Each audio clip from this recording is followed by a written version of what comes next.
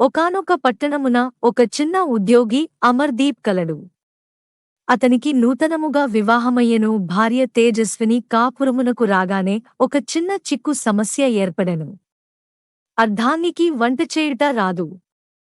భర్త అమర్దీప్కు అసలే రాదు. అట్టి విపత్కర పరిస్థితి యందు ఏమి చేయవలెనో తోచక భర్త ప్రతిదినము పట్టణములోని ఒక హోటల్ నుండి భోజనము తెప్పించు సదుపాయము గావించెను. వారిరువురికి సరిపడా భోజనమును ఒక క్యారియర్ నిండా పెట్టుకుని ఒక పిల్లవాడు హోటల్ నుంచి తెచ్చి ప్రతిదినము వారికి అందజేయుచుండెను. ఈ ప్రకారముగా కొద్ది రోజులు గడువగా భోజనపు రేటు విపరీతముగా పెరిగిపోవుట వలన ఆ పద్ధతి అనగా హోటల్ నుండి భోజనము తెప్పించుట వారికి చాలా కష్టంగా తోచెను. ఉద్యోగమా చిన్నది, ఆదాయమా స్వల్పము, భోజనాధికములా అధికము కాజొచ్చెను. ఇట్టి పరిస్థితియందు భార్యాభర్త లిరువురును ఒకరోజు సమావేశమై ఆ చిక్కును అధిగమించుటకు పర్యాలోచనలు చేయదొడంగిరి. ఒక్కొక్కరు కొన్ని సూచనలను గావించిరి. భోజన సదుపాయము చక్కగా సాగిపోవుటకు, వ్యయము తగ్గిపోవుటకు ఏ సాధన విధానములు కలవో వాటినన్నిటినీ గూర్చి ఆ దంపతులిరువురును కూలం కషముగా చర్చించిరి. ఒక తీర్మానమును గావించుకునిరి. ఆ తీర్మాన ప్రకారము ఇక మీదట ఒక నెల రోజుల వరకు మాత్రమే హోటల్ నుండి భోజనము తెప్పించుటకును, ఆ నెల రోజుల లోపల వారిద్దరునూ పాకశాస్త్రమును క్షుణ్ణముగా నభ్యసించి వంట నేర్చుకునుటకును, ఆ తదుపరి వారే భోజన సామాగ్రిని పట్టణము నుండి తెప్పించుకుని స్వయముగా వంట చేసుకునుటకును సిద్ధపడిరి. ఆ ప్రకారముగా చేసినచో ఆహార వ్యాయము చాలా తగ్గిపోగలదని వారు అభిప్రాయపడిరి. మరునాడు ఆ దంపతులిరువురునూ ఊరిలోని పుస్తకశాలకు వెళ్లి ఒక పాకశాస్త్ర గ్రంథమును తీసుకుని వచ్చిరి. రాత్రింబగళ్ళు ఇద్దరునూ దానిని క్షుణ్ణముగా చదివివైచిరి.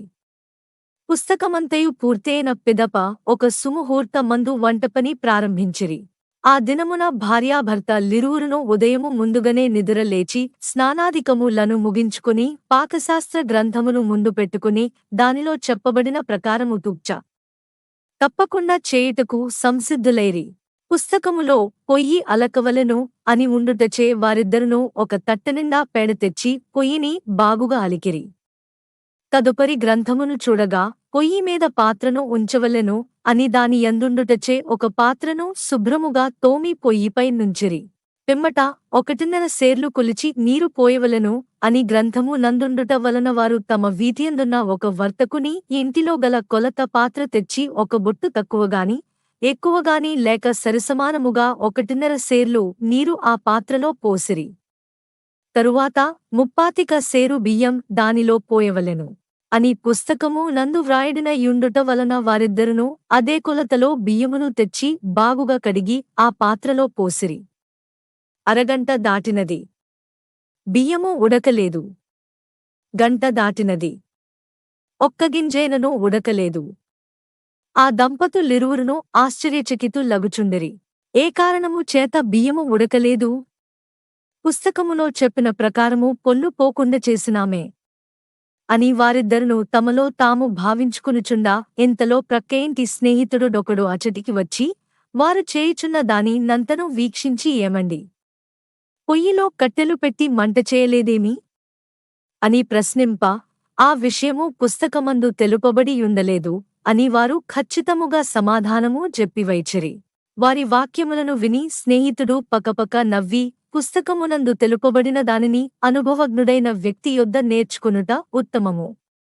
అప్పుడు మాత్రమే దానికి సంబంధించిన వివరములు, పద్ధతులు, ఆచరణాత్మక ప్రయోగములు చక్కగా తెలియగలవు అని చెప్పి వెడలిపోయెను.